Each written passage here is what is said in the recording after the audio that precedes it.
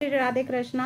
मैं आपको बताने जा रही हूँ संभल की शाही जामा मस्जिद, वहीं पे राजस्थान की अजमेर शरीफ मस्जिद में, यानी कि वहाँ की जो मज़ार है, जो कह लीजिए मज़ार कह लीजिए या दरगाह कह लीजिए, तो वहाँ पे जो आज नरेंद्र मोदी यानी भारत के पीएम श्री नरेंद्र मोदी जी ने वहाँ पे जो चादर भेजी है 4 जनवरी को वो चढ़ाई जाएगी, उस पर इतना विवाद हो गया है कि लोगों को ये लग रहा है कि अभी तक जो जिस मंदिर के नीचे यानी मस्जिदों के नीचे, मकबरों के नीचे और दरगाह के नीचे जो मंदिर मिल रहे हैं उसकी पूजा ना होकर क्या अब वहाँ पे दरगाह में चादर भेज रहे हैं पीएम। तो पीएम की ये 11वीं चादर जो वहाँ पे गई है, इसमें सभी लोगों में बड़ा अचंभा मान रहे हैं, सभी लोगों में बड़ा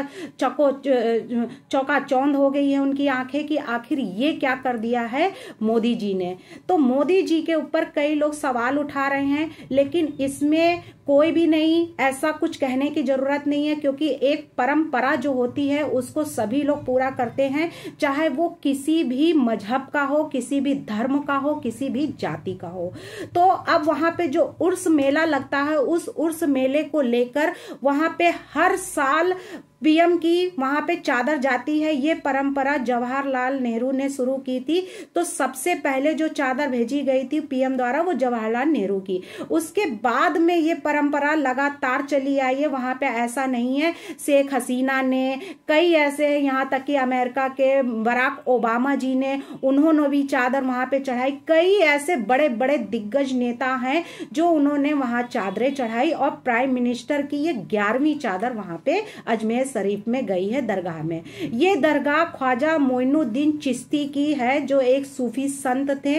उसके बाद में अब वहां पे जो दावा किया जा रहा है कि इसमें ये चिश्ती की दरगाह ना होकर इसमें तो एक शिव मंदिर है, हनुमान जी का मंदिर है, महाबली का मंदिर है, तो वहां उसकी पूजा होनी चाहिए। वहीं पे ये भी दावा किया जा रहा है, जो वहां पे हिंदू शिवसेना के हैं विष्णु गुप्ता हैं, उन्होंने कहा है कि अगर इस तरीके से वहां पे चादर चढ़ाई जाएगी, चादर भेजी जाएगी, तो इसमें हमारे केस में क्या असर पड़ेगा कि वहां पे मंदिर में पूजा ना होकर वहां पे दरगाह में चादर भेजी जा रही हैं। तो क्या विष्णु गुप्ता ने जो ये बयान दिए हैं तो वो वाकई में अब इसका असर डालेगा लोगों पर? तो यहाँ पे ये कहा है उन्होंने कि इस तरीके से हिंदुओं पर इस पे ठेस पहुंचेगी कि हाँ, कि विष्णु गुप्ता ने कहा है कि चिट्ठी लिखी गई है, चिट्ठी का जवाब उन्होंने मांगा है, यहाँ तक कि पीएम मोदी को उन्होंने चिट्ठी लिखी है। चिट्ठी में उन्होंने ये कहा है कि यदि चादर वहां जाती है तो इससे हमारे केस पर असर पड़ेगा, और इसमें जो पेंडिंग में केस पड़ा हुआ है तो उसमें ये इसका जो है असर बहुत ही ज्यादा पड़ेगा, इसलिए ये चादर वहां पे ना चढ़ाई जाए। लेकिन ये चादर अभी भेजी गई है, और ये उर्स मेला हर साल लगता है, हर साल वहां चादर चढ़ती है। तो वो चादर अभी भेजी गई है, लेकिन 4 जनवरी को चढ़ेगी, और ये 24 जनवरी को ये केस जो है इसका डिसीजन होना है, यानी सुनवाई होनी है।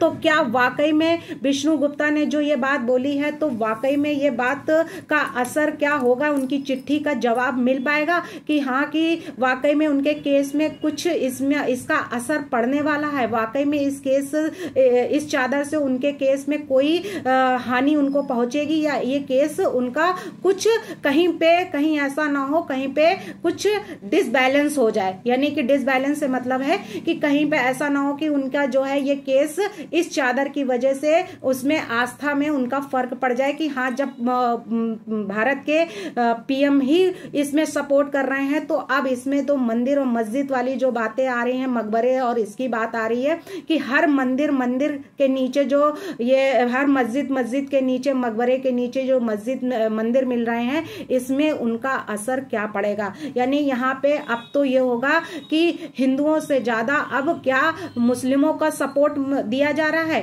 क्या हिंदुओं की आस्था को जो है चोट पहुंचाई जा रही। लेकिन ऐसा कुछ नहीं है, ये केवल एक परंपरागत जो होती है, यानी जो हमारे यहाँ जो यूजेस होती है और हमारे यहाँ यहाँ जो कस्टम होता है उसमें भी डिफरेंस होता है। यूजेस जो हमारे यहाँ हर साल यानी कि हर परम चली आ रही यूजेस में, यानी कि हमारे यहाँ चलन में जो चला आ रहा है कि हमारे यहाँ मुंडन में ऐसा होता है, हमारे यहाँ शादी में ऐसा होता है, किसी के यहाँ शादी होती है तो उसका अलग सिस्टम होता है, उसको हम रूढ़िगत कहते हैं यानी कि कस्टम। तो कस्टम और यूजेस में जिस तरीके से डिफरेंस होता है वैसे ही यहाँ पे भी डिफरेंस है कि चाहे वो दरगाह हो या फिर वो मंदिर हो, उसके नीचे मंदिर अपनी जगह है, दरगाह अपनी जगह है, लेकिन जो परंपरा चली आ रही उस परंपरा को केवल पूरा किया गया है। वहीं पे अब जो यहाँ पे शाही मस्जिद की भी बात हो रही है, जो शाही मस्जिद संभल में मिली हुई है उसकी भी 45 पेज की जो रिपोर्ट है कमिश्नर द्वारा जो है वहां पे भेजी जा चुकी है कोर्ट में, उसमें भी सुनवाई होनी है। तो इस तरीके से कई ऐसे मामले जो पड़े हुए हैं मंदिर मजार का और ऐसे, वहीं पे मोहन भागवत जी का ये कहना है कि हर मस्जिदों के नीचे और ये हर मकबरों के नीचे, हर मजारों के नीचे मंदिर ढूंढना अब बंद किया जाए। ये एक तरीके से यहाँ पे नेतागिरी और ये है ऐसा होता है, लोग ऐसा करते हैं। तो ये सारी चीजें जो है वो बंद होनी चाहिए। जिस पर भी विवाद छिड़ा हुआ था लोगों ने कई बातें उसमें और बढ़ा के बताई हैं, लेकिन ये भी एक गलत है। उनका भी कहना है कि अगर जो चीज है जहाँ पे है उनका हक मिलेगा, लेकिन इस तरीके से ये हर जगह पे हर समय पे यही अब काम बचा है कि हाँ यहाँ पे ऐसा है वहां पे ऐसा है। तो जो एविडेंस वाकई एएसआई की रिपोर्ट द्वारा जो एविडेंस मिले हैं उस एविडेंस के आधार पर वहां पे भगवान बैठाए भी गए हैं, वहां पे खुदाई भी हुई है, वहां पे जो है वो इस तरीके से लोगों की आस्थाओं को भंग भी नहीं किया गया है और पूजा पाठ करने लोग जा रहे हैं। चाहे वो ज्ञान वापी मंदिर हो वो भी अब खुल गया है, वहां लोग पूजा करने जा रहे हैं, लेकिन अभी जो है अभी बिल्कुल ऐसे खंडर ही पड़ा हुआ है, खुदाई करके केवल भगवान रखे हुए हैं। वही संभल में हुआ है, वही अजमेर शरीफ में भी चल रहा है। तो क्या वाकई में जो आरएसएस के प्रमुख नेता जो मोहन भागवत जी ने कहा था कि अयोध्या में राम मंदिर के लिए आस्था का मामला था, और लेकिन जब रोज ऐसे नए मुद्दों को उठाना यह अस्वीकार है। अयोध्या में राम मंदिर निर्माण के बाद कुछ व्यक्तियों को ऐसा लगने लगा है कि वो ऐसे करने से ऐसे मुद्दे को उठाने के लिए हिंदुओं को नेता बन जाते हैं। ऐसे मुद्दे अगर उठाते हैं तो वो नेता बन जाते हैं। तो ऐसे मुद्दे नहीं उठाना चाहिए। जो मुद्दा जिसका है, जो जिसका कार्य है, वो कार्य उसी पर ही शोभा देता है, वही वो कार्य कर सकता है।